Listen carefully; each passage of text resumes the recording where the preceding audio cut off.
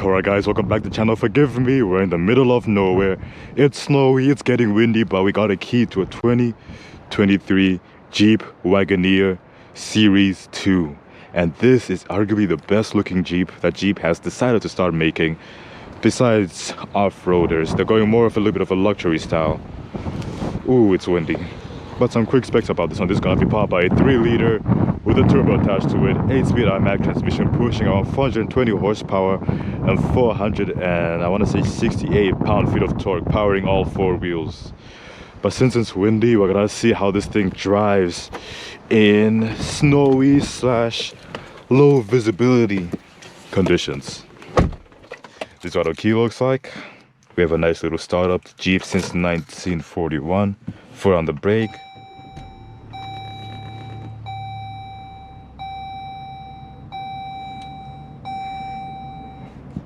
Sounds very nice. We're gonna keep it in sport because why not? It's all-wheel drive, so I should be okay either way. Little engine check.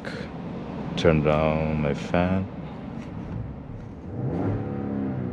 Soft limiter at 4,000 RPM. Yep. But yeah, perforated leather going all around. Storage here, a ton of storage. Hidden cup holders over here, and more hidden storage over here with your wireless charging all the way down there. This is what our Prindle looks like drivetrain selector, so you can put it in all-wheel drive or you can put it in sport mode as well too. Tons of space in the back, but let's go for a quick drive and see how this thing handles.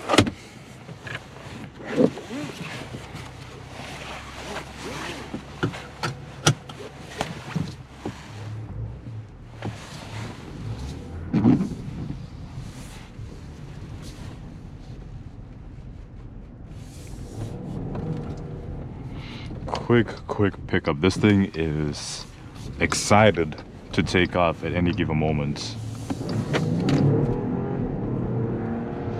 And for a car this big, it shouldn't be able to move this excitedly. It's supposed... Well, when I hop into a car like this, I feel like it should be like a minivan, but with a little bit more steroids.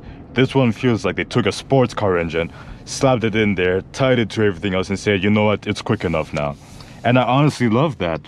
I love that they're breaking stereotypes, making sure that these big SUVs are not just lumbering giants, but they have the power to tow a lot too as well. And this one has a lot of luxury, like a floating steering wheel with like no barriers except for these two over here. So that's very, very nice.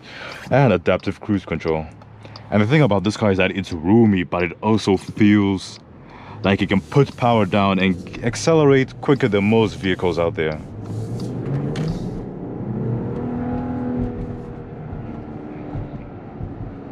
And yes, I don't feel like a soccer mom driving this. I feel like a stable, high-earning man with a vehicle like this, who has to make it to his meeting on time after dropping off the wife and the kids at their respective locations. This is how I feel like when I'm driving a vehicle like this. But again, tons of space, tons of storage, bumping sound system because again, we have Alpine sound. Okay, let's call it Alpine stereo. We have Alpine stereo going crazy in here. So you already know this thing sounds good. I want to say almost a good 6 or 9 inches of screen with Apple CarPlay, Android Auto. And it's, again, it's Jeep, so it's not going to be the quickest thing when it comes to response time, but it is decently fast. Let's check out our sound system, Alpine. Okay, that sounds good. That sounds good. We also have heated and ventilated seats with also a heated steering wheel as well, which you can turn both of them on. You can turn on your heated seats and your ventilated seats both at the same time. I don't know how they did it, but they somehow found a way to do it. You also get navigation as well. Again, it's Jeep, so it's not going to be the quickest thing, once again. And vehicle. And again, I showed you guys the Prindle. All of the controls and climate controls are all down here. So very, very simple stuff. And you can also turn off your screen like that if you don't want anything to go too crazy. Nice. You can fold the headrest folds as well. But more about the driving quality. This thing, even though it's big and it also has the height advantage, like clearance wise, this thing floats and drives very, very smoothly. If you want to talk about insulation as well, if you want to talk about insulation, it's pretty decently well insulated. Like, it's pretty windy outside right now, and there's a lot of snow flying around everywhere. So for me to feel pretty isolated and just turn on my music and enjoy it, it feels very, very nice. The insulation, very good. Jeep has done a very, very good job. And again, wood trim going around all around this vehicle as well, to making it feel a little bit more luxury. Would have been nice if they had some two-tone, but I'm pretty sure that is available for the higher models. But this is all soft touch material going around here. But again, ride suspension, smoothest thing out there. Pick up and go. You guys saw this thing likes to launch and take off kind of aggressively a little bit. But I wasn't able to do a full proper walk around because again, it's too windy and the audio would just get too messed up for me to do a proper walk around. So we're gonna do a lot of accelerations and to see how well this thing handles weather like this, basically.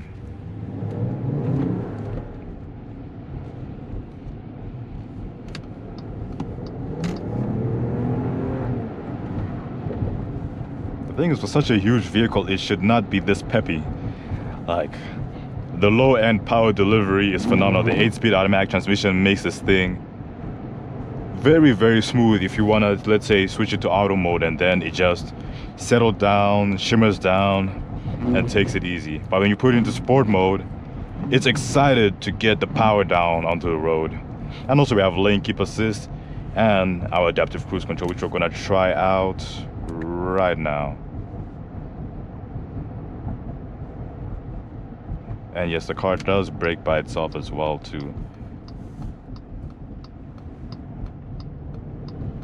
And of course it doesn't see traffic lights, so it was gonna try and accelerate through that.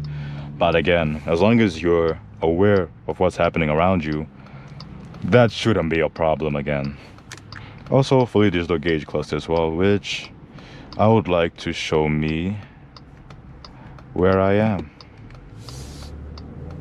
Map is loading, so please wait.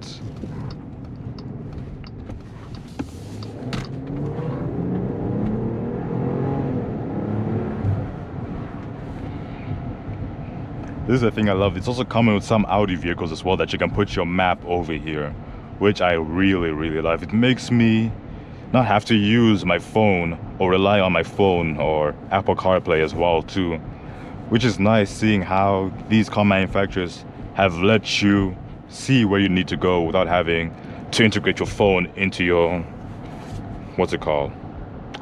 Damn, the word is evading me, but into your radio, for example.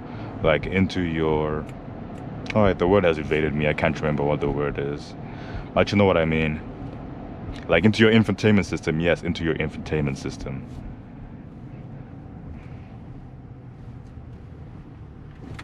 Brakes are very, very good as well too. Overall, solid. I want to say, if this is the vehicle you're looking for, this is an easy 10 out of 10. The only thing that might like turn people away is going to be the price tag for these ones. Even some of the lower models go as high as $65,000 Canadian for us.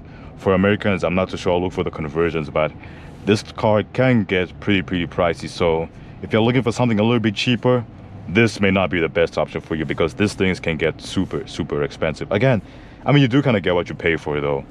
Quick acceleration, smooth ride quality, like going over this road,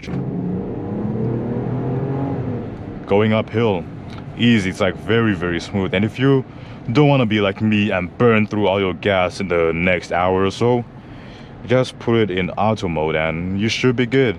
But you know me, I'm always gonna be in sport mode like 90% of the time, always.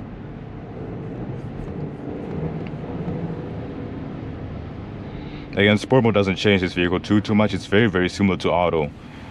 If you put your foot down and you need to go somewhere quick, it still does that very well. It doesn't change it into a different animal. It just makes it a little bit more peppy and more responsive as well too.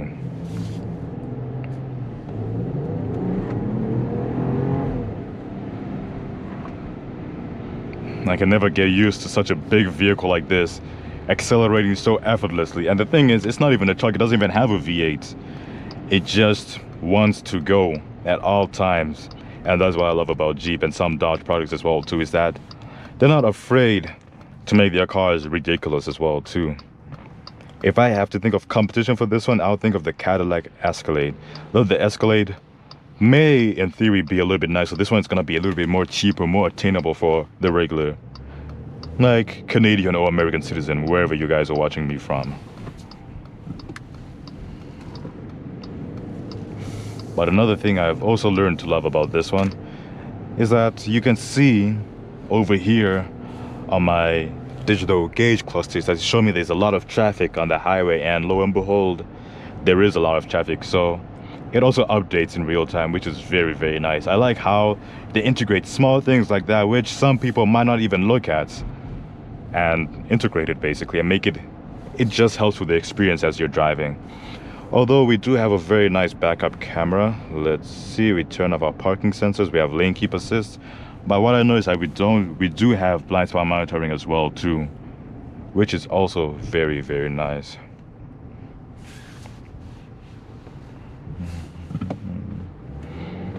And our hazards over here, like very, very simple things, but you just learn to love it, to be honest. Nothing crazy, but hopefully, if I were to tell you to get the newest one, I'll be lying, because I'm always a huge fan of buying cars slightly used so you don't take the biggest hit on depreciation. But if that doesn't bother you, 100% go ahead. This is a very good car for your money, 110%. Let's do one quick acceleration and call it a day.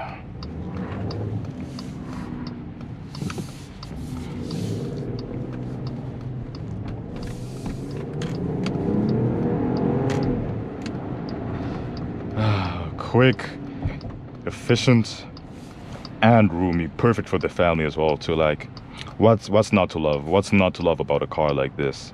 But anyway, this has been Morty in the 2023 Jeep Wagoneer. Take care, guys, and peace.